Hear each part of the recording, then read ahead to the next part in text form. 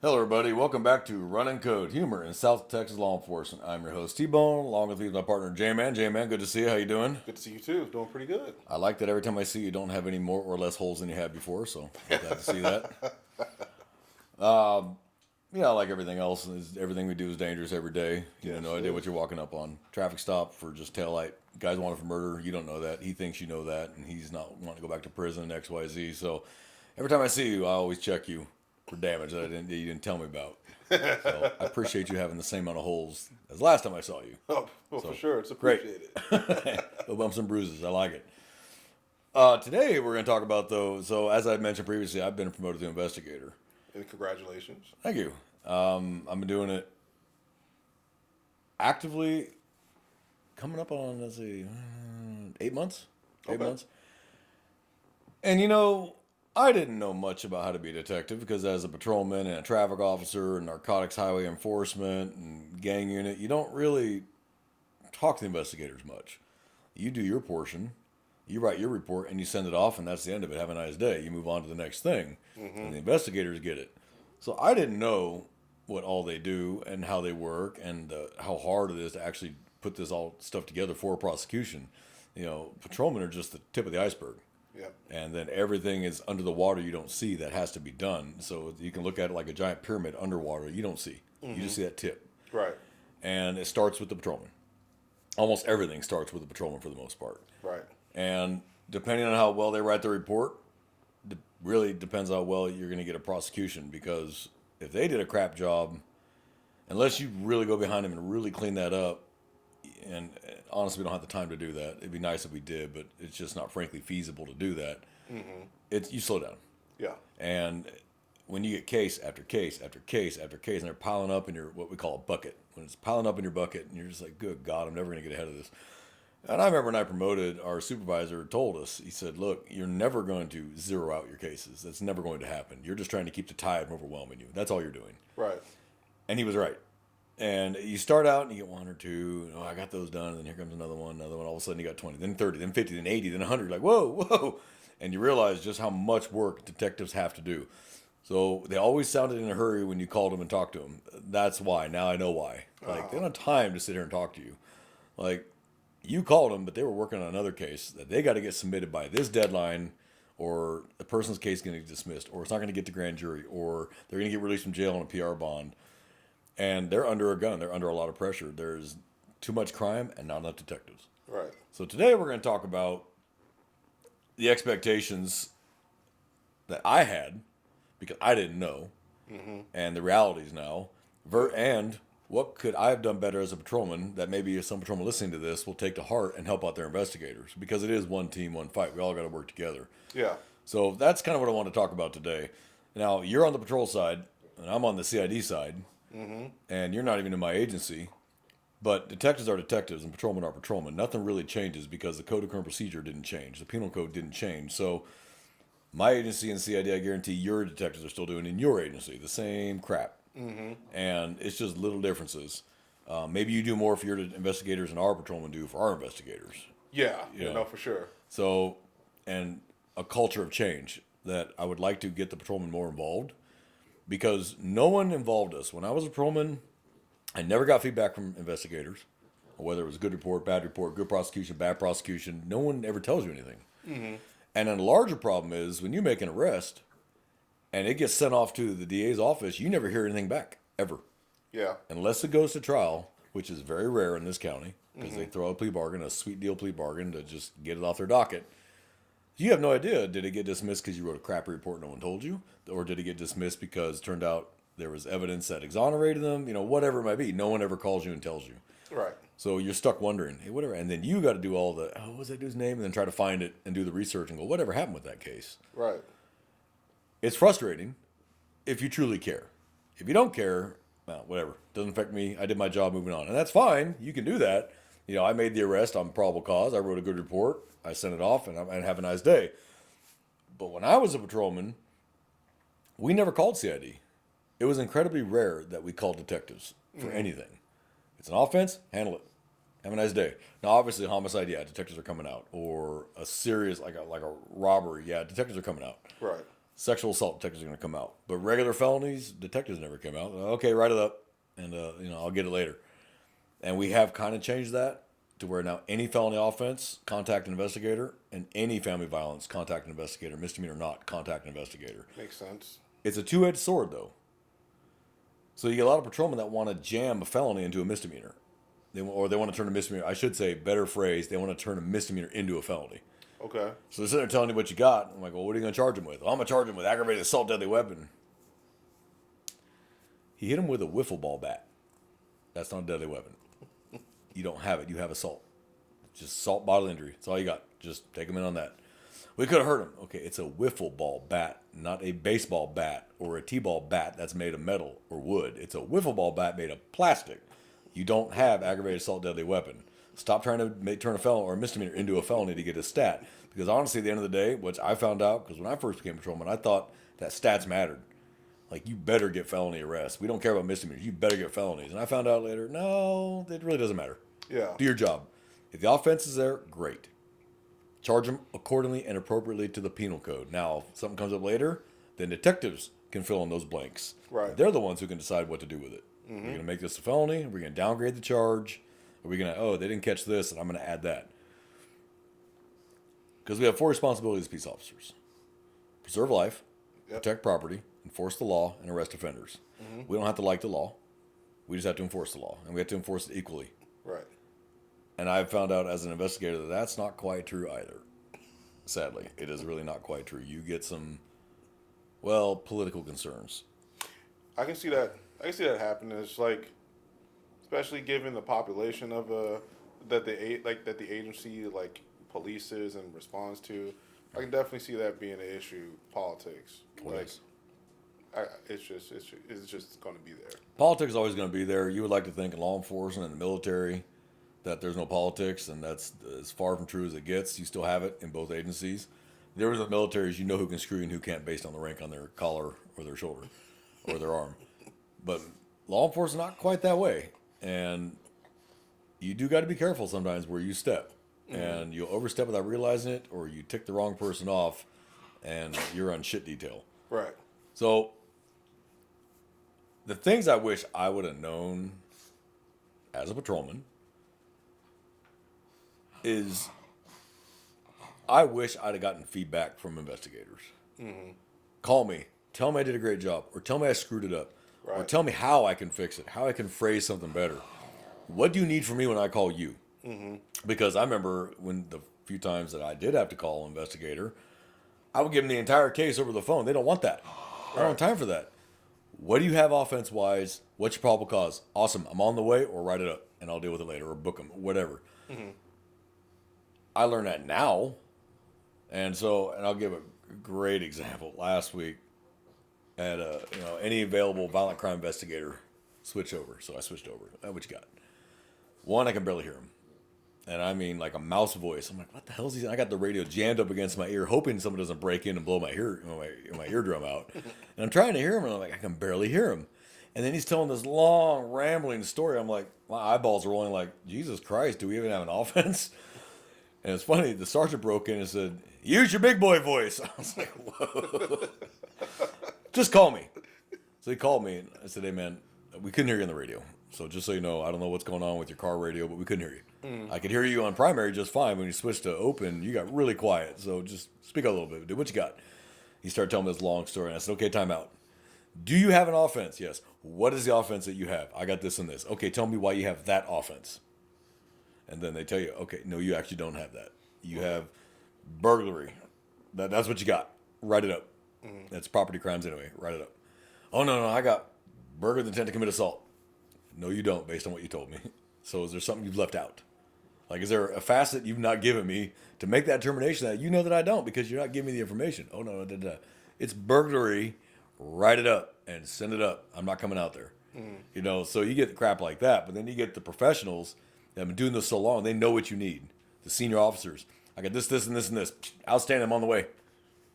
And you head out there. And you show up, and they've got names of witnesses, suspects, or witness statements already. You have a declaration of complaint already signed, which is incredibly rare because in our agency, the declaration of complaint, let me explain what that is for listeners. The declaration of complaint You have to have a complainant to have a crime, Yeah. except for family violence. Family violence, the state takes those charges. We file the charge on your behalf, whether you want to be a complainant or not. But outside of family violence, if you don't want to be a complainant, by and large, we're not going to do anything about it. You have the right to be a victim. Now, are we still going to write it up? Absolutely. We're still going to write it up, and it's still going to be forwarded to investigators, and they're going to write it up and send it up to the prosecutor's office and say, look, the person didn't want to be a complainant. But we still did everything as if they are, because that person could change their mind within the statute of limitations, and then we can move forward on prosecution. So that's why we still have to do everything as if we're arresting the man right now, or woman right now. So that's the difference. I didn't know that. Right. So what we do is now we have them fill out paperwork saying, I wish to file charges, or I decline to file charges. Sign there or sign there. You're deciding, but you need to sign it and put it on paper. Here's what I've ran into that has driven me absolutely bonkers already and up the wall. The same people that decline prosecution are the same people complaining about how high the crime rate is. Yeah, you're the reason that is. And people like you because you don't want to file charges. These criminals these days are kind of aware most people don't want to file charges and go through the process. So it just makes them bolder. They're going to just keep doing it because Right. they know you're going to be too lazy or too busy to come to court. So they're counting on that. So why don't you file charges? Let us do our job. We can put this man or woman in prison where they need to be based on the crime, or jailed based on the crime they committed, and let us do our job. Right. And then, nope, I refuse, but you guys aren't doing anything about it. I'm sitting here trying to do something about it. You won't help me. I still need your help. Help me help you. Jerry Maguire, help me help you. Yeah. Show me the money. What I mean by that is sign here you wish to file charges, and I can move forward. And what a lot of it is, I found out talking to these people, because I always ask them, why don't you want to press charges? Like, is there something you didn't hear from me? Is there information you don't have, that you don't understand? Maybe I can change your mind, or at least make you aware of the process. And 99% of the time, the answer I hear is, well, I don't know how this works. Well, great, I'll tell you. I'll explain the whole thing to you. Now you can make an educated decision based off information I gave you. Now, do you still want to press charges? After I explain the whole thing and how little involvement you actually need to have as the victim. Right. Again, the iceberg. Patrol, investigations, the prosecutor's office. There's very little that the victim actually needs to do. If they gave a good enough statement on camera, they may not even need to testify. Right. So I explain that to them, and I tell them this isn't going to be like a 2-week-long murder trial. It's a very short case. It'll probably be a 1-day trial, if not a 2. And you are only going to testify maybe an hour or 2 total of the whole thing. And the prosecutor's office will work with you so that because we know you have a job, we know you got lives, we understand that. But you called us. Now we're involved. You can't unring that bell and say, I don't want to deal with it now. Well, we kind of have to now. You called us. We didn't call you. You called us. So a lot of it is ignorance of how these processes work. Yeah. And trying to get people to understand from a patrolman's point of view, from a civilian's point of view, from an investigator's point of view, so we can all work together. And as a patrolman, so let me just start as a patrolman. You're a patrolman. The quality of your report and the quality of your initial investigation dictates so many things. Oh, I know. Oh, yeah. So I know. if you write that super awesome, detailed, chronological, analytical report, keeping the emotion out of it, but the facts, the relevant facts, what you saw, heard, saw, smelled, felt, whatever, what the victim said, what the suspect said, what the witness said, you put all that together in a chronological package that is well written and organized, you make life 10 times easier for a detective. Now you're probably thinking, oh, why does that matter? Because we're a team. And then when it does go to trial, you're going to testify and I'm going to testify. As the filing investigator, I'm going to testify, and you are the responding officer that's going to testify. And you're going to testify first before I am, because your probable cause started the whole thing off. And then I showed up and took over the investigation. So now I watch all the video. I read all the reports. I get forensics reports if that's required. Whatever I get, I put it all together in a summary for the DA's office to go, this is what I believe happened. On this date, this time, officers are responding to this, this is what happened. And I back that up with your report, your footage, and then I back up my investigative side with my case summary, my footage from follow-on interviews of suspect witnesses and victims, all that. And then we put it together for the DA's office. And the better that package looks, and the chronological gives them ammo. So they may still offer a plea bargain, but it'll be a little stiffer. Right. Like you may actually get offered time. Like I said, at probation, hey, we'll offer you 5 to 7. You do at least 4. And then you're out on good behavior or whatever, because of the strength and quality of this investigation. Because the defense lawyer is going to read it and go, ew, oh, they got you. Hey, Yeah. you might want to come to Jesus when they offer this plea bargain. Or this is such sloppy work done by the patrolman. Doesn't matter how good the detective did. The patrolman did such a sloppy job. We'll just get him on the stand and tear his credibility down.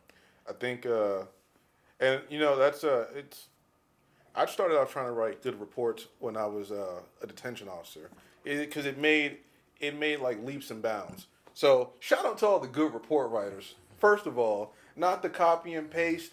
Hey, I'm gonna copy my report Yeah, don't do that. from my last incident, and I'm gonna throw it on this one and change the words.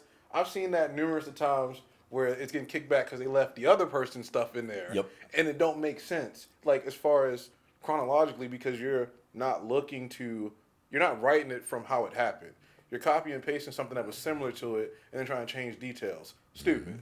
The 3-line, 2-line gang that they don't even like taking calls, but Made contact with suspect, saw crime, arrested suspect. they'll That doesn't straight work. up tell you don't need all these details. You got to get out there and take your next call. Mind you, they're not going to get out there and take that next call. No, they're shout not. Shout out to the great report writers, the good report writers that pretty much just say, I'm gonna write a good report, regardless of what the salty dog says or the lazy, Because he's not answering for it. You are. young gunner, like all that. Yeah, I started off in the jail writing off like very good FIRs. Never had problems.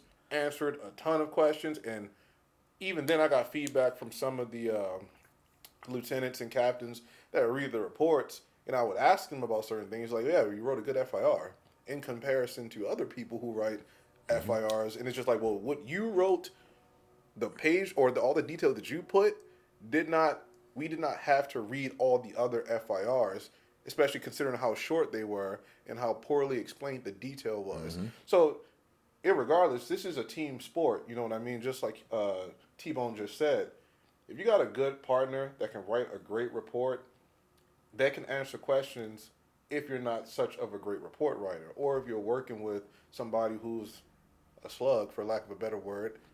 Pretty apropos. Yeah, you can. Yeah, your report can definitely fill in all those gaps. Yep. Because if you're going to depend on that officer, deputy, trooper, whomever, to like kind of, oh, he'll take care of it. I'll know he or she will take care of it because they got my back.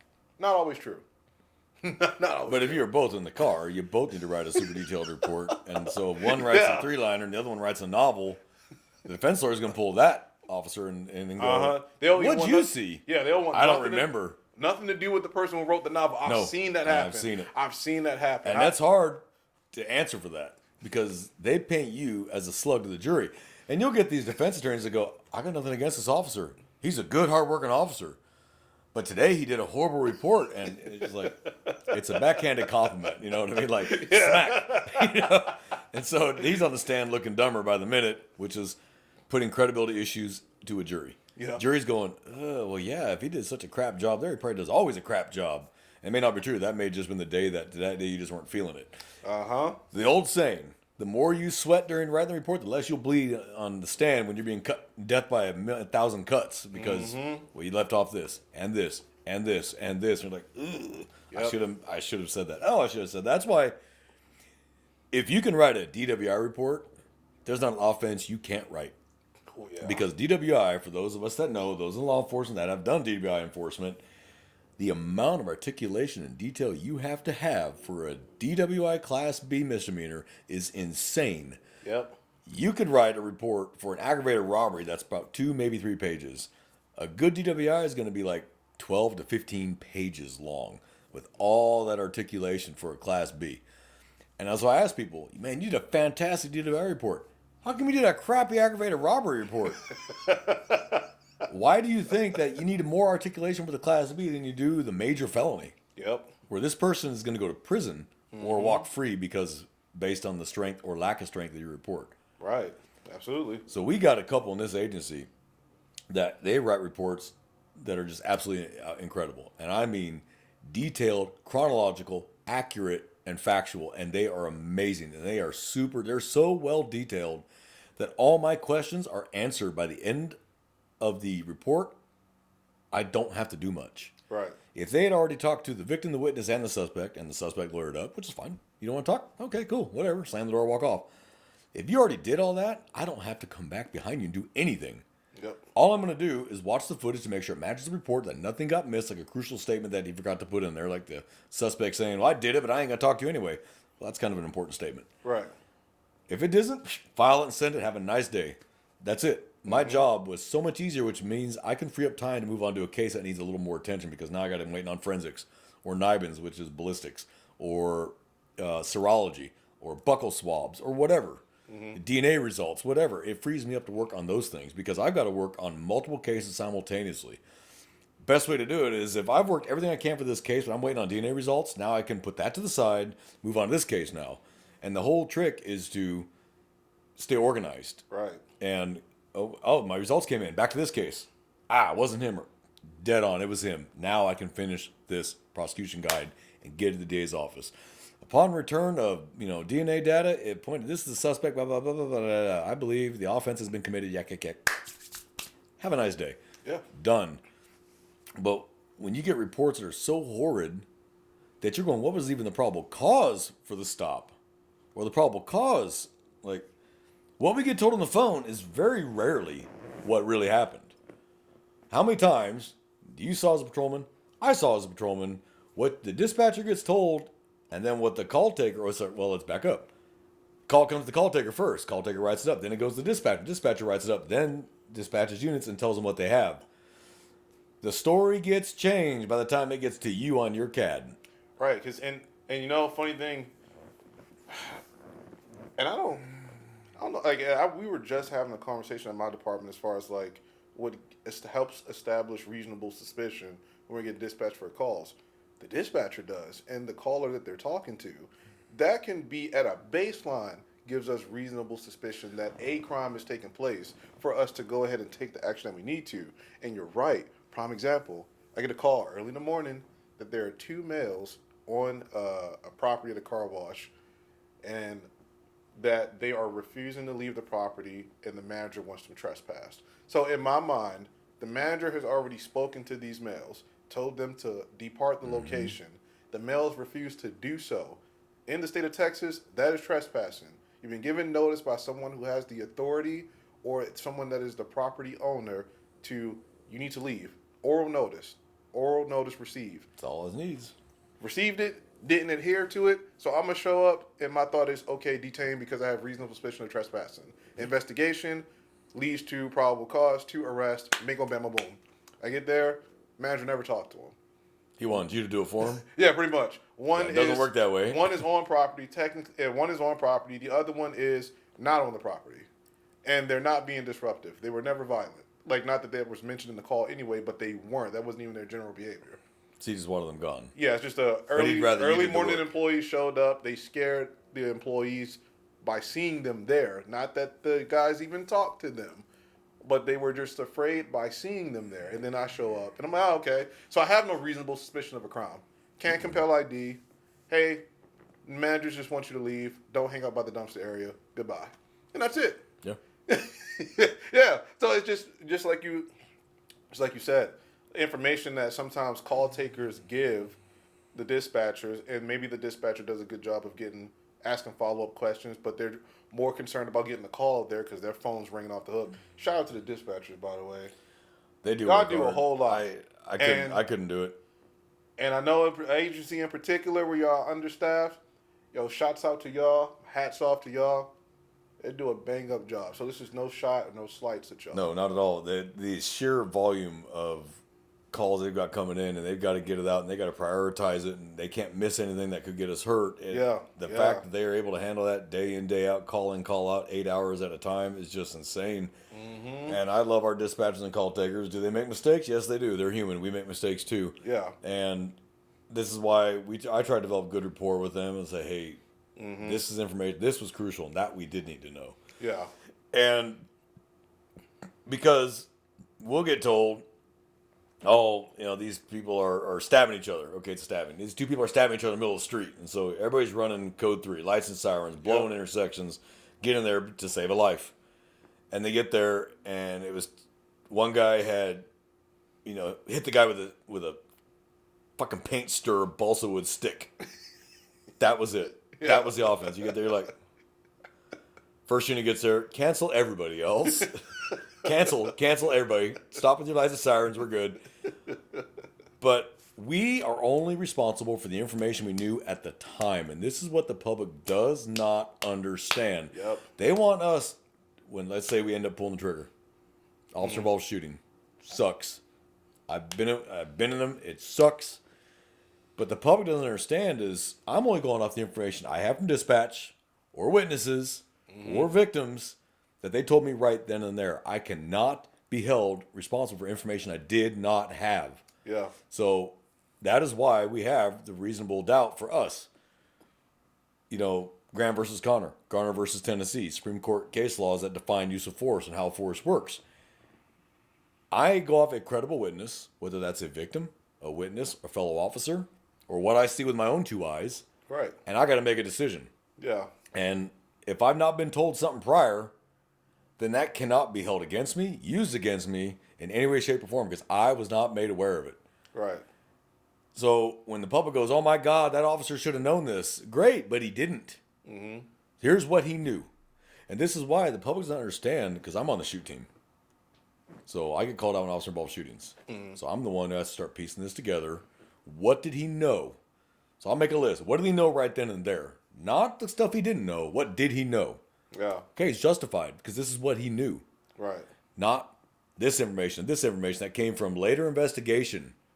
We talked to people that had never called us, didn't make us aware of this information before it even happened.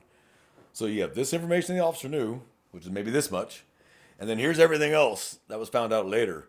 Can't use it. This is what we can use right here to decide, was that a good shooting or was that a bad shooting? And the public doesn't understand that. And that's why all these bad shootings, quote unquote, bad shootings, by the time it comes around to a grand jury, and the grand jury goes, no. Well, yeah, because like you said, Graham versus Connor, 3-pronged test when it comes to establishing whether an officer's use of force is justified or not.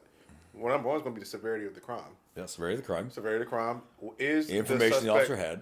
Does the suspect pose An imminent danger threat or imminent to- threat to the officer or others? And is the subject actively resisting or evading arrest by law enforcement? Those are the 3-pronged tests right there for Graham v. Connor. And that's why a lot of people of the public don't understand some of these. The grand jury comes to the agreement not to indict the officers because they're going off of that standard. Yeah. So people understand is the grand jury gets more information than the public's going to get through the news. And then if it does go to trial because the grand jury does indict, most of these officers are acquitted because all the information gets now shown to the jury. All of it. Yep. Radio calls, body camera footage, dash camera footage, witness statements, victim statements, officer statements. Everything gets given, and they realize, okay, this wasn't how it was presented on TV. Of course it wasn't, because the news sells. Yeah. So bad cops sell. And they're not going to have the facts. And they don't have the facts. They just want to get the information. The news wants to be the first out there with the information. Be damned if it's right or wrong. Yep. Here's what we know. When they don't actually know very much. Because the days of Walter Cronkite and accurate reporting are gone. Now it's sensationalism and get it out there first. And be damned. Yeah. Yeah. Sensationalism. Be damned what it does to his officer's reputation. The problems it causes, the riots start because of the bad information that gets out there. What was the one in Ferguson? Oh, God. I can't remember the guy's name now. Was it Michael Brown? Michael Brown was the one that was killed.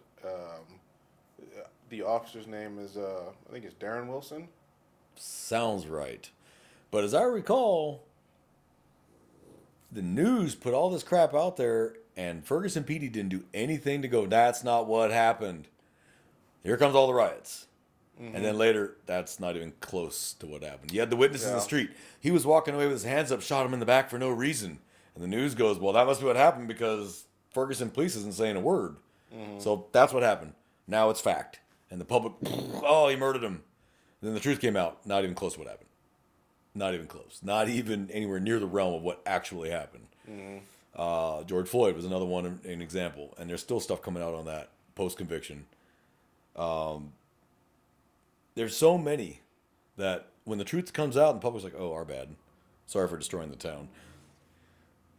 The one thing that the Michael Brown officer involved shooting did was tell departments, you have to get information out there. The public is going to go off what the media says. Now, we're not saying divulge the whole case because obviously it's an active investigation, but you've got to give the public something, or the crap's going to happen like the Summer of Love back in 20. Bad information equals riot, equals destruction of town, equals people getting hurt, officers getting hurt, because nobody's willing to step and go, that's not what happened. Now, do I always agree that we need to release the video, body camera footage right away? That's going to be dependent on what's going on. When it's going to be that sensational, and you know it's going to be sensational based on the demographics of the shooter or the suspect. Because and people like to say it doesn't matter, but it matters. It doesn't matter, but it matters. Mm-hmm. And it sucks that it has to be that way, that we have to take those things into consideration. But unfortunately, that's the world we live in now, that we've created, that is what matters. Mm-hmm. So me as an investigator, I don't make that call independently. Believe it or not, investigators don't have a lot of leeway. We have our own supervisors. So if I want to release anything, I got to go to my supervisor and go, hey, this is what I want to release. Like, I need to put a bolo out on this suspect. How much can I release here? Mm-hmm. Now, he may say, well, how much do you think you should release? Like, what do you think would hurt you if you released it? I have a robbery that I had no choice to release everything because I have zero idea who this guy is. Okay. I can identify him. Nobody knows who he was. He was completely covered. All I could see were eyes. Literally, this is all I saw. The woman he robbed had worked that store 30 years, didn't recognize him, didn't recognize the way he walked, the way he talked. People in the neighborhood wanted to kick this guy's ass because they all love this sweet old lady who's worked there forever, and this dude stuck a gun in her face. Mm-hmm. So the whole neighborhood ain't hiding him. They want a piece of this guy too because she's a sweet old lady who's worked there 30 years. That's why they buy all their scratch-offs and their beer and their cigarettes, and this dude robbed her at gunpoint. But I had nothing. Mm-hmm. I had no suspects. No witnesses other than her. The camera footage was crap and garbage. Couldn't tell what kind of vehicle that they got into down the street and drove off. Mm-hmm. I had to release more than I normally would because I needed somebody to come forward and say, hey, I think I know who that is. I'm hesitant to do that, but sometimes you don't get a choice. Information's got to be released. Yeah. It is what it is. The trick is, if I release this, will it cause a problem later during prosecution? So sometimes I'll even consult with the district attorney's office. Mm-hmm. Hey, I don't want to release a lot, but I got to release something. Would this be okay? Right. That way, honestly, and I'll email what I'm asking, so they'll answer back, and I'm covered by email. District attorney said yes. Mm-hmm. And it's sad that I have to play CYA games more than actually do my job, but that is the reality. I have to cover my butt, and it sucks that's because if I get fired, I'm doing nothing any good. So, and it sucks that I have to worry about that, but that's why I do everything by email. And it sucks, but I got a record. No, you told me XYZ. You wrote it down. You signed it, whatever. Mm-hmm. That's on you. You lied to me. And, of course, I've had victims lie to me. I've had witnesses lie to me. And, of course, suspects lie to you. Yeah. I mean, that's just... That's how it goes. If they tell me the truth, I'm shocked. I'm like, oh, holy shit. Hey, you know what? If this wasn't such a big felony, I'd say, have a nice day. Appreciate the truth. But, unfortunately, your lawyer probably would have told you shut up. And now you're under arrest, And then there's the misconceptions. And my biggest one, that we know how Miranda works as patrolmen. Well, we think we know how Miranda works. There's actually a lot more to Miranda than people realize. And what's sad is you don't find out till you're an investigator. When this is information that should be given to patrolmen in the academy, this is how Miranda works. So if I ask a suspect to come down and talk to me, hey, I'd like to talk to you. Shouldn't take more than half an hour or so. Can you come down and talk to me, and then I'll walk you back out. That is not a custodial interrogation. He is free to leave at any time. Right. So I don't need to Mirandize. Don't have to, because he's not custodially detained or arrested. So he is free to leave. He can stop the conversation anytime. Okay, I'll walk him out. Have a nice day, sir. I use that tool far more than anything else. Hey, come on down, talk to me. Are you under arrest? No. I'm going to get your statement, and then you're free to go. I still got to investigate this entire thing, so I'm not ready to make a decision yet until I at least talk to you, too. I've only got the victim's statement. I need your statement, because I'm playing with half the information. Want to come down and talk to me? And then you're free to go. I'll validate your ticket, and you're off. You're out of here. And I guess that's a testament that people actually believe me, but they do, and they come down, and I, man of my word, no matter what they tell me, they're free to leave. And their statements are admissible because they were not in custody. They're not under arrest. They're not detained. They're free to leave at any time. And I make that really clear. So I don't read the Miranda. I get them in. Hey, look, here's the deal. You are free to leave and stop anytime you want to. You understand that? And I make sure I get them on camera saying, yes, I understand that. That you're free to go anytime. And then I'm just trying to get the story here. Man, what happened? Just are you willing to talk to me? Yeah, I'll talk to you. Okay, man, what happened? And their lawyers in the back of the head screaming, "Shut up, shut up, shut up," because the lawyers know how Miranda works. Right. And so they would love to tell their client, "Shut up," and they tell you the whole story. And because they didn't get read their Miranda warning, they think that nothing they're saying is admissible. Mm-hmm. And so they spill everything. And then what happened? Well, then what'd you do? Well, what'd they say? And they've told you they've given a full confession to the entire crime. Am I under arrest? No, sir. You're free to leave. I told you you'd be free to leave. You are free to leave. So I'm going to walk out, validate your ticket. Have a nice day, sir. They're thinking they're good to go. In reality, as soon as they leave, I'm banging out a warrant as fast as I can. Right. Before they get too far. And then as soon as it's entered, I call fugitive unit, go get him. And then they come back. You said I could leave. You did leave. You walked out, got in your car, and drove off. You did leave. But because of your confession, I walked a warrant on you. Well, that's not admissible. Okay. I wish you luck on that. Because you remember when I told you you were free to leave at any time? Yeah. That's why I didn't read you your Miranda, because you weren't under arrest or detained. You were free to walk out. I can't even lock the doors. So I found that out. Like my first detective interrogation. Well, we don't call it interrogation now because this is a softer kind of world. We call it an interview. But there's two kinds of interview: shithead and victim. We have our interrogation rooms with lockable doors. Mm-hmm. And I had a person come in that was there voluntarily, as he was a suspect, voluntarily, but I locked him in the room. And the sergeant's like, "No, go and lock that door. He's not detained. He's free to leave." I was like, "Oh, you're right." "Hey, man, you good? Need water or anything?" "All right, I'll be right back. I just got to grab something." But I didn't realize that was the same thing. He's like, once you lock that door, you effectively detained him. He can't walk out. Right. He doesn't feel he's free to go now when he hears that lock throw. I was like, it's a seizure of you're the right. person. Seized him. Yeah. So you learn these things that I wish to God I'd have known as a patrolman. That we're like. So I got like a. So I got a good one to experience off of that. But the only reason why is because I have like a genuine interest in like law and stuff like that. So I just choose to seek out the information on my own. Mm-hmm. But like I had a guy pulled him over for running the stop sign. And this case has been adjudicated, so I can talk about it. All right. Yeah, he pled to a deferred adjudication. Well, he ran a stop sign, and I light him up, and he instead of stopping right away, he kind of speeds up a little bit more. He pulls into a parking lot of a place he works, gets out the car, and then runs inside his place of employment. Oh yeah, I remember this one. Yeah, so of course I got the evade and arrest and detention because I have the traffic violation. That's the right to detain him. So when I hook him up, I ask him immediately. I hook him up in the cuffs, and I tell him he's under arrest. And I said, "Why did you run?" And he said, "Because I have weed in the car." The statement right there. I remember I'm looking up the case status. I'm curious, where is this going to go? This is a couple months after. There was like a motion for a lamine. Now, I never heard the term lamine. I didn't know what a lamine hearing was, but apparently that's like a hearing that defense attorneys file because of information that is prejudicial to their client. Mm-hmm. Meaning something that they're trying to attack the admissibility of a statement a client made because it could put their client in a bad caricature to the jury. So whatever the defense attorney's argument may be as to why his client ran from the traffic stop could have been, well, he didn't know, he was scared, he's never been pulled over by police before.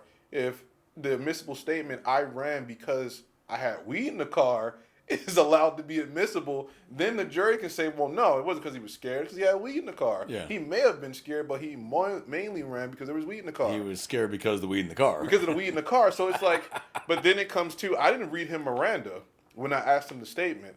Now, I should have read him Miranda, but the problem is, another thing is I didn't really know that, right? I'm just asking him a general statement. Why did you run? And this helped me kind of further study when is it appropriate for patrolmen who are investigating crimes when we get calls to use Miranda. And for me, from what I've learned from older deputies, officers, and things like that, is when you suspect a person of a crime, when you receive information from a victim and a witness that they observe this person do something, and in your mind you've established probable cause that they've committed a crime and you want to go talk to the suspect, you should probably read the Miranda. And I've done that before, And I've done it before at the patrol level and made arrest off of it because the person still agreed to talk to me. And if they said no, then I just arrest them because I had probable cause. If it was witness statements, You didn't things need like their that. statement. Right? It just helps. And I've learned. But again, I've learned that I've learned that it's helped. Like it was harder to challenge the admissibility of the statement because I read them the Miranda warning before they decide, like, and they agreed to talk to me right after. Even like the Ray Jesta statements, I will still just read somebody the Miranda warning and ask them if they understand. Do you want to talk to me? No. But then they make statements on the way to the jail. Oh, then they're good. It's like even more they've golden. been admonished. Yeah, it's even more golden. Like even before where we don't have to talk to anybody. But we they arrest. said they understood. Yeah, we don't have to talk to anybody we arrest. And if they make a statement that wasn't prompted by me, or like any like creative questioning I came up with, if it's a freely a freely made statement without prompting. Miranda, it's still admissible. Mm-hmm. It's just like you said. It's just kind of like some things that I wish I was told early on, because maybe like that Lamine motion is something that could have been avoided, or the judge could have said no. They moved and from it there. wouldn't have been in the pipeline still like that much longer. Oh, it just moves into a motion to suppress. Yeah. This will not even be brought out in trial. Will not be shown to a jury. Nothing. It's a dead statement. Yeah. Mm-hmm. And I've seen it too many times. I walk up and the patrolman is asking. They're going back and forth. The guy's admitting to shit. And I'm like, did you Mirandize? No. Shut up. Mm-hmm. Hey, man, hold on. Before I talk to you, I need to read you something. Hold on. And I'll read it. And we're okay. If they readmit it after I Mirandized him, the initial one will probably get suppressed. Right. But whatever he tells me post-Miranda will be admissible. Mm-hmm. So if they're dumb enough to keep talking to me after I've read them their Miranda warning, then everything they tell me is admissible. Yeah. But everything they told that officer prior is not going to be admissible because he kept questioning him after he's in custody. And he hadn't read a Miranda, and he's admitting to a crime. Yeah. So if I can get him to readmit it all, then we're gold here. We will not be gold here. And it's just like, I didn't even realize how much of like seizures, like, and what is considered a seizure, really affects like how it can play out in the courtroom. Yes. Like, if let's say you, me, and another deputy, right? We confront somebody, and you're in front, I'm on the side, and then there's another deputy on the other side. Technically, that person, and you say, hey, you're free to leave anytime. But the reason, because we surrounded him, he's not going to feel that way. No, and the court's going to probably feel look at like he's that in as a custody seizure. of some way. And that's crazy because anything he says to you now, and you told him, hey, you're free to go at any time, but the three of us are surrounding him, they're going to say, no, it's not admissible because he felt like he wasn't free to leave. And he had to make the statements. Yep. It's freaking crazy because, we get in the academy, we get the base knowledge, which is good because it gives you a good starting point. But like you said, like if an investigator came down to like speak to me about the importance of like, how like, I guess like seizures like really work and like statements and things like that, I feel like some of my earlier cases could have turned out to be actually like better, a lot more rock solid. You know what I mean? As far as like absolutely easier for the investigator to like, investigate and take a good case to the DA's office. Yeah, it's crazy. It's a lack of knowledge, and it's not stupidity. It's just ignorance, and ignorance, as we know, means lack of knowledge, not IQ level. It just means lack of knowledge. And the things I wish I'd have known that I learned now. There are some agencies that's in their policy. You will Mirandize. Even if you arrest on a warrant solely, you will Mirandize. Right. We don't have that policy in my agency, and I don't think your agency does either. In fact, I don't think any agency in this county has that policy. Well, maybe they do. And there's nothing wrong with it. There's nothing that says you can't do it. Yeah. If they are free to leave, you don't have to, and you can just ask them anything you want to. But if you show up and they're already in cuffs, they're not free to leave. Yeah.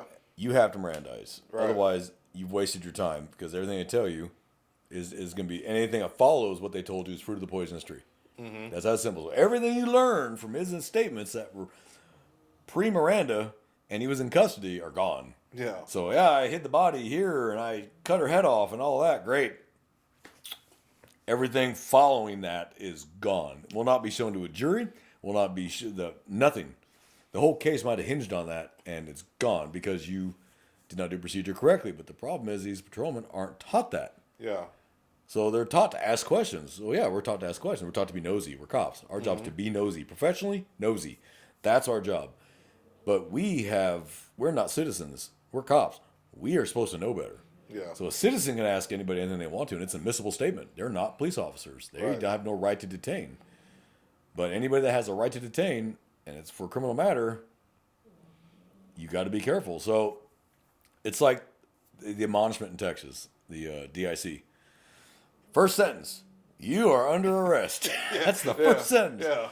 So what's funny is when officers will call me, hey, I just got the DWI and I read the DIC 24. I'm like, did you read a Miranda? Well, no, I started talking to him again after that. I'm like, did you read him Miranda after you read the DIC 24? No. Then nothing you said is admissible because your first statement was, you are under arrest. So, and there's been some arguments, and people say, well, if you're doing a DWI investigation, you're asking self-incriminating questions. Yes and no. Yeah. Yes and no.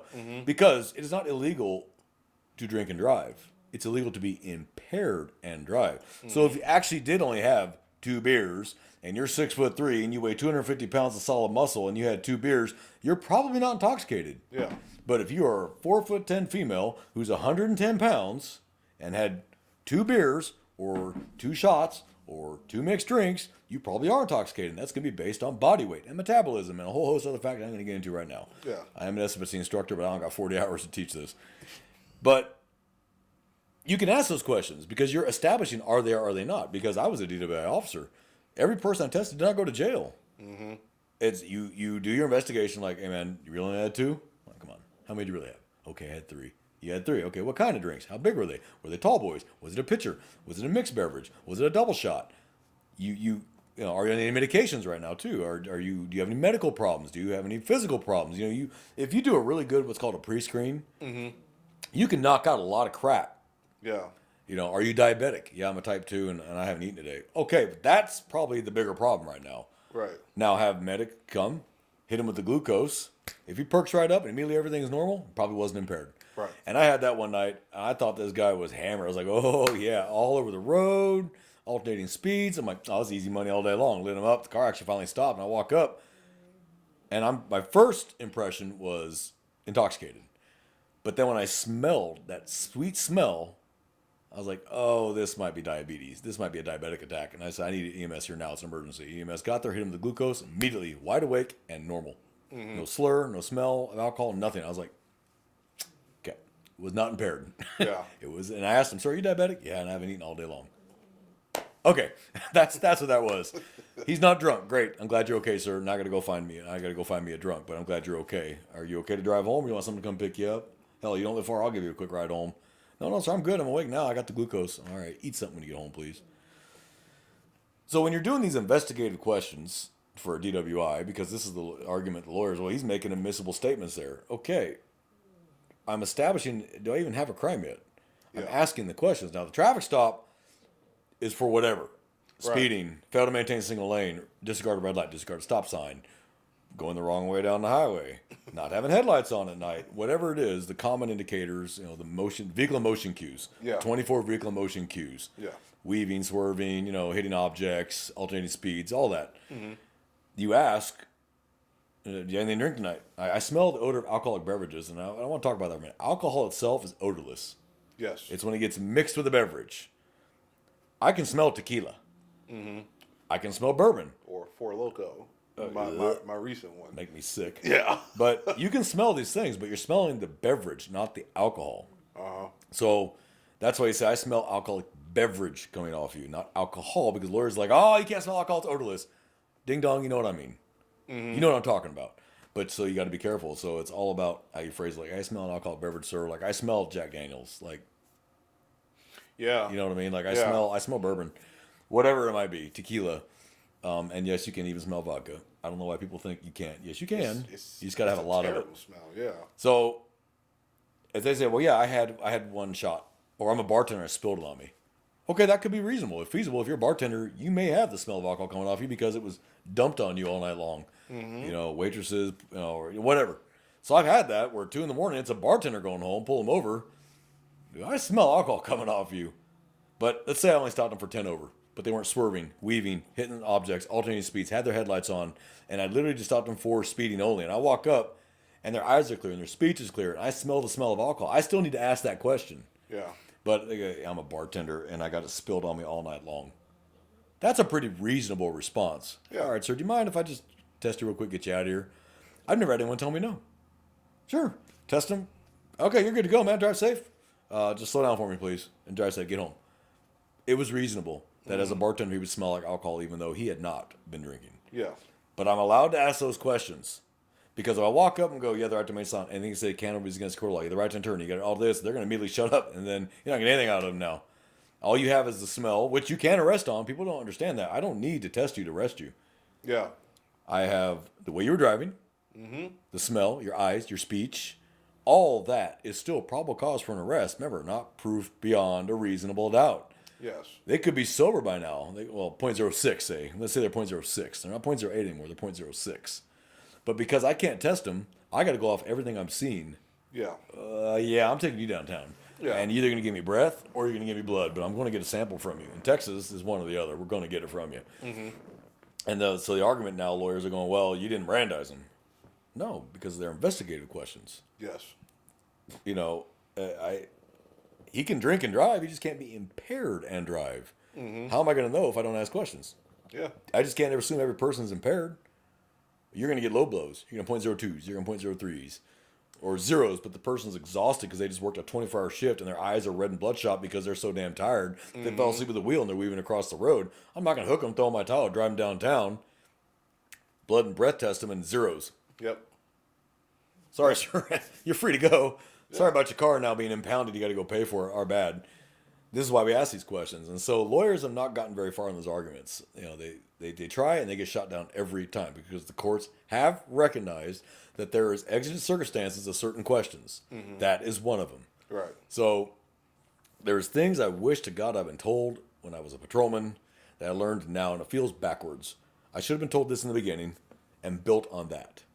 It's crazy. Yeah, it's crazy because it's just patrol officer. Really, we do the main job that a patrol officer has is answering calls for service and arresting. Yeah, you're a glorified arresting, report taker. Yeah, and arresting violators of the law, offenders, and that's just like the core and the crux. So it's like when the calls are really jumping for the shift, and you're trying to just help out your district partners, or maybe you're trying to take some heat off of another district that's getting pounded while yours is just kind of like, it's just you're getting like your average like burglar alarm calls, suspicious person calls, maybe like traffic complaints, but the district below you is getting assaults, they're getting active disturbances, mental health crisis and stuff like that. You don't really have the time to just kind of like sit there and think about all that stuff because you're trying to get the report, answer the call, take care of the business, and go to the next.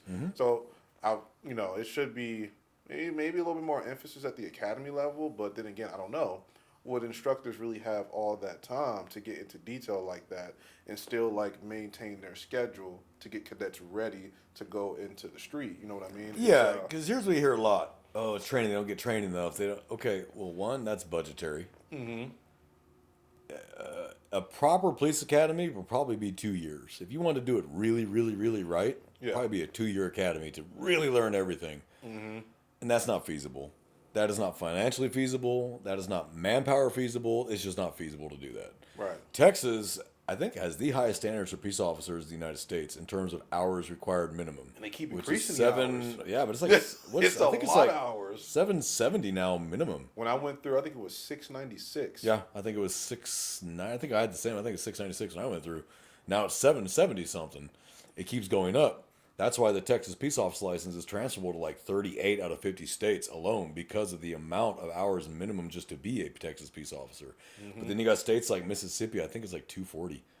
I want to say Louisiana's like 190 or something. I mean, it's insane. California's high, but they're like 600 hours. Yeah. New York, I think, is like 600 hours. Florida's pretty up there, 6 something, but Texas has the highest. And it's still not enough. All we can do is give you the basics and hope your field training officer knows what the hell he or she is talking about. And that's not always true. We got babies training babies now. Yeah. You got guys that less than 2 years on the job training, so you're getting duplicate errors because they haven't been corrected or the things they don't know. Because what do they really tell you? You don't really learn this job to about the 5-year mark is when you pretty much got a decent handle on just about everything. You've handled probably just about everything for the most part. Yeah. And if you're in a large metropolitan area, like L.A., New York, San Antonio, Dallas, Houston, Pittsburgh, Phoenix, Chicago, whatever.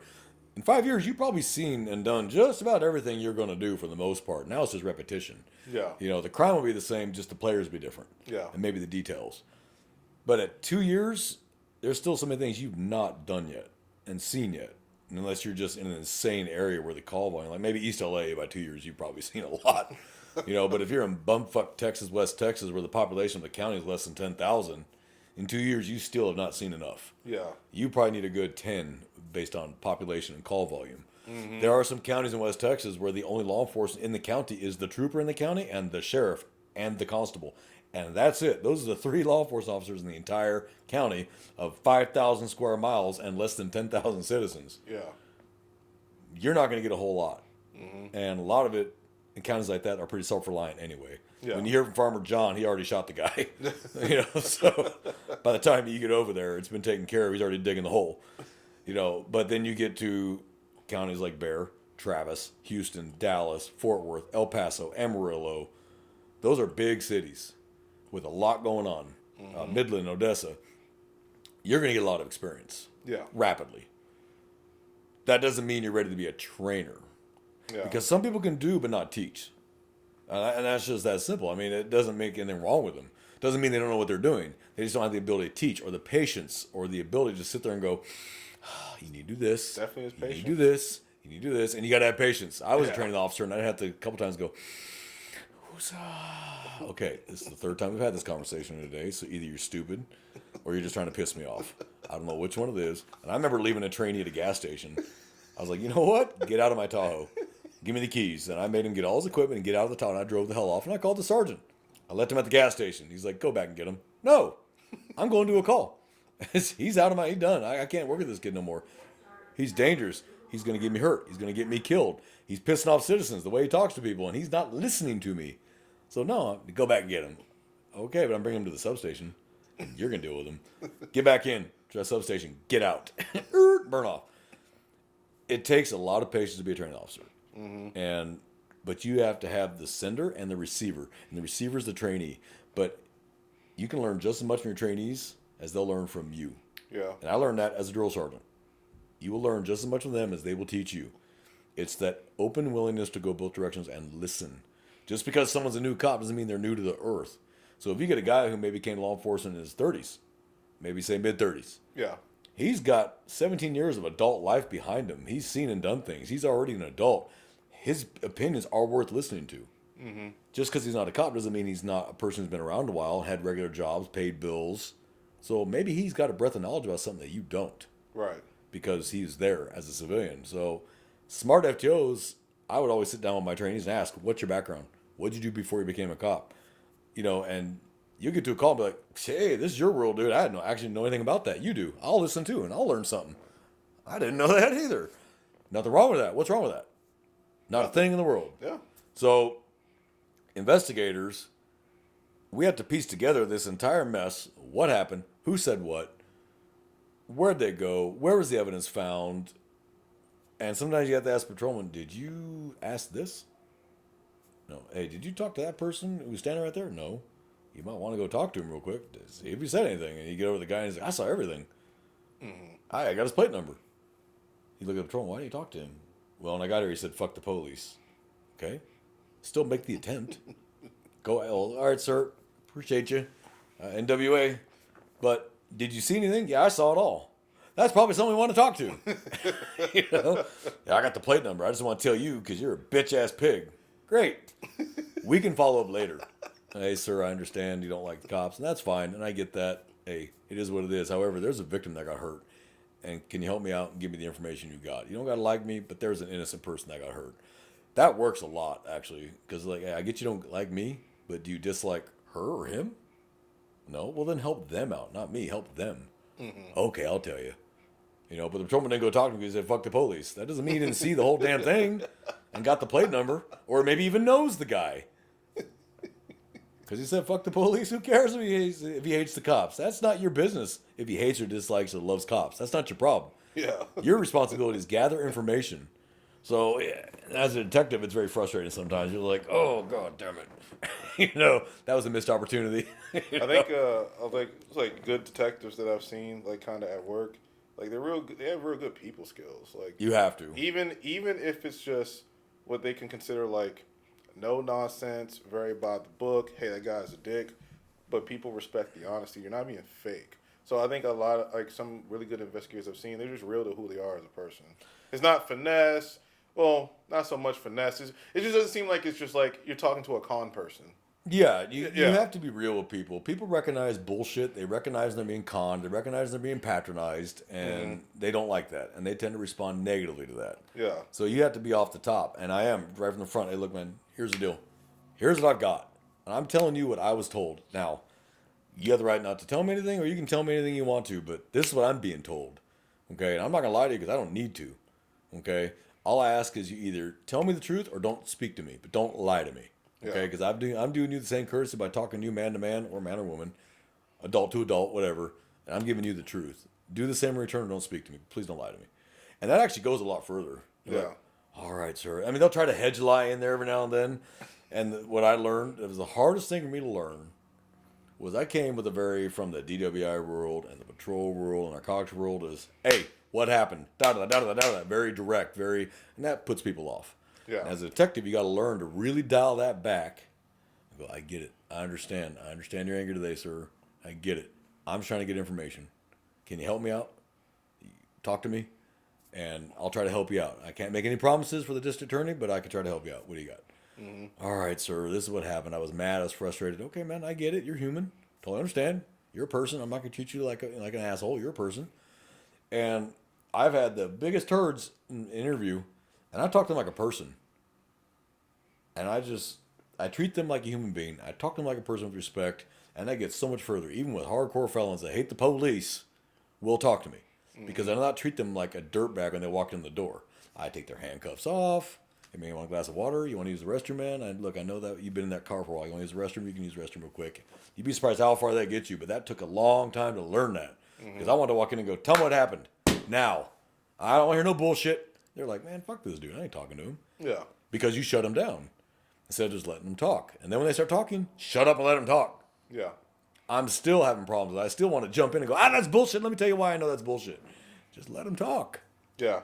Just let them speak and come back and go, okay, all right. So hey, earlier you mentioned XYZ. The active listening, right? Yeah, like earlier you mentioned XYZ. Like, can we talk about that for a second? You said this, but that person said that. Now, maybe they missaw it or misunderstood what they saw or whatever, but can you tell me about that? Oh, yeah, da-da-da-da-da. Because I didn't just jump in, interrupt them, and kill their train of thought. Let them tell the story. They'll confess without even realizing it, as long as you let them talk. And I'm still having trouble learning that skill. No, it's a good skill. It's very underrated because that's why I learned for myself is to slow down. Like when I'm taking a call on patrol, but because I'm trying to, it could be an annoying call. I don't want to be there, but as much as I don't want to be there, I might hear something that needs to be addressed. Yeah. Or I could hear something that will help me address another problem that's not even the subject of the calls while I'm out there. And I don't know, that whole like sometimes you get around other officers and they're just like, what are we still here for? Like they're trying to push me to rush, and my response to them would be, do you want to take primary? Like if you do, then fine. You don't need me here. I'm gone. But if you want to leave, go right ahead, because you're not helping. Be gone, adios. So it's like that's true. Like kind of letting somebody like take the time to like say what they need to say if you got the time. If there's not something pressing going on, then yeah, I mean that's helped me because I've been on patrol for almost 4 years. Going on. I'm not at the investigator stage yet. That's a goal down the line. But it's helped me out. Instead of me just trying to like be super quick with the stuff and I'm missing things. And then like you said, investigators calling me, asking me questions that I just didn't even think about asking or I didn't even ask, but because I'm rushing. So it's a poor interview, which leads to a poor report. Yep. And it goes back to the whole thing about bad reports getting sent up the chain and like and it goes to the DA's office and they're just like, well, sorry about that. And that's it. It's done. Yep. So slow is smooth and smooth is fast. And as cops, we come out of the academy with I want just the facts. Talk to me. I don't have time for your bullshit. Active listening, it takes a long time to learn. And it's even harder to put into place when you have that kind of mentality. Not saying that makes you a bad cop or a bad person. Yeah. But active listening is such a vital skill for any law enforcement officer, whether they're a patrolman, a detective, a sergeant, lieutenant, a captain, doesn't matter whether you're talking to your own people or you're talking to suspects, victims, or witnesses. Active listening. And when a person feels like they're being listened to, they will tell you more. Yeah. They will talk to you and be like, yeah, this is what actually happened and it hurt my feelings or whatever. Whatever the case may be. And it could be bullshit. But if you treat them human, they remember that. Yeah. And they may come back later and go, I got some information. I remember that you were respectful to me and I know who the guy is that you're looking for. Great. Who is he? Because of how you treated them. Yeah. Not only that, but if you treat someone like shit and you verbally berate them or put them down or abuse them or whatever, that could be put the next cop they deal with in danger. Yeah. No. Really. Because they remember, really this, hey, now I'm against every single cop. The next one, I'm going to punch in the fucking mouth because of the way that last one talked to me. And here comes the nice officer who gets slugged in the mouth. Like, hey, what'd I do? Yeah. So, turds know when they're turds. They know they've done something wrong, but they also know they're human. And if you talk to them like they're human, regardless of what they've done, they will respond for the most part in kind. Now, you got your exceptions that they don't matter. Yeah, That's fine. You do your job. But for the most part, these people will talk to you. You treat them like they're human, dust them off. I don't know how many times I've had uses of force where I brawled this dude. It's done, they're in cuffs. I dust them off, let them have a cigarette, give them some water, and they will start talking to you. It ain't personal. I treat them human. Yeah, they lost the fight, but I didn't treat them like crap afterwards. Call them names, kick them when they're on the ground, scream at them. There was no point to that. Why did I need to do that? It's over. It's done. Now treat them like a human being. Get him medical care, get him a cigarette. And there was the one guy, and this is long adjudicated. I've been after him for forever for car theft and evading. And I've chased him. I don't know how many times I've actually pursued this guy in a car with stolen cars. He's a known car thief. And the last time I got a hold of him, we ended up brawling. And it was a good one. And I had troopers coming to back me up and deputies coming to back me up. I mean, the fight's on. But I get him into custody. But I didn't treat him like crap. Hey, man, you want a cigarette? Yeah, can I have one? Yeah. I put his cups in the front. Here you go, man. Lit a cigarette. Want some water? Hey, can I get some water? Here you go, man. Here's some water. He started calming down. I said, man, you good? That was a hell of a fight, man. Shit, man, I've been after you for a while, dude. How you been? How's your mama doing? I talked to him like a human being. Guess what he did? He gave me so much information on who's stealing cars. He told me, oh, this guy, he's got a stolen car in there right now. Oh, no shit. I called auto theft. Hey, you might want to come talk to this guy, because I treated him like a human being. Yeah. He understood that the fight was lost. It is what it is. He made his best effort, and he didn't make it that day. But if I'd have been like, you're a cocksucker, an asshole, and kicked him on the ground and shut the fuck up, probably wouldn't have got a whole lot out of him. Yeah. As a result, I run into him every now and then, and he's nothing but polite with me. Yeah. I mean, I run him to see if Oh, yeah. he's got warrants, But I talked to him at his house once, and I was the only one he would talk to. He had 3 active felony warrants. We get to the house. I get there. We'll just call him Juan. We'll just call him Juan. Hey, Juan, come on out here and talk to me. Is that you? Yeah, it's me. All right, I will talk to you only. That's cool, brother. Come on out. Just keep your hands so you can see him. And he came right out, and I cuffed him. Because I developed that rapport with him. Yeah. And the other officer, I'm like, y'all can go now. You're good. He ain't going to do nothing. He's fine. And I gave him a cigarette, and I asked him questions, and I said, look, man, yours is what it is, but I'm looking for this guy. You know where I can find him? Yeah, I know where you can find him. He's over off with this road, and he's in the house in the back. Thank you very much. I appreciate that, man. Hey, look, I'm going to do you a solid, okay? I will put in my report that you did cooperate with me. That you helped me out. And that goes a long way, believe it or not. That goes a long way with judges. Yeah. All right, sir, I appreciate it. Now, I didn't promise him a damn thing. Yeah. I'm going to put in my report that he cooperated. Yeah. That doesn't mean I've promised him anything. Yeah. So, and that's the trick to it. Don't make a promise you can't keep. That is one skill that officers mess up. They make promises they cannot keep. Now you've lost all credibility with that person forever. He will never believe you again no matter what. Even mentals. Do not forget when someone has lied to them. They may have schizophrenia. They're not stupid. And you lied to them. Yeah. So don't humor them and lie to them because they're going to remember that shit. It's true. So if they ask you a mental, just as a for instance, do you see the guy over there? And you don't go, oh, I see him too. He knows he's hallucinating. You just lied to him and you're humoring him. You're probably going to get a negative response. Yeah. So I could go on this topic for another hour because there's so much that I wish I'd have known. But for the officers that listen to this, I hope they got something out of it. I hope they heard some things that helped them with their investigations, helped them with their report writing. But remember, chronological, factual, accurate. Please. From the top. Start at the call and go from there. And if you do that, you'll never have problems. You'll have a good reputation with CID, and when it becomes your turn to make detective, they will remember that. Because if you were a good patrolman, they think you're going to be a good detective. You were a slug patrolman, they're going to assume you're going to be a slug detective. It is that simple. It's tell me I'm wrong. No, you're right. How many people do you see go from slug to rock star? Not very many. Not too many. So your reputation starts at patrol with that first report, believe it or not. Because CID gets that and goes, oh, Jesus Christ. Now, we can forgive the first couple because you're new. But after 5 years, you're still writing reports like that? Okay, either no one taught you, which I doubt by that point, or B, you just don't care, which is more likely. And you're losing our respect because you're making our job 10 times harder. Our job's already hard. You don't have a call load as a patrolman. We have a case load as detectives. Yeah. I got 80 cases in my box, and I'm getting more every day that I got to work. And if you write me a crappy report, or you don't do your job correctly, or you let evidence go, you're making my life a lot harder, which slows me down.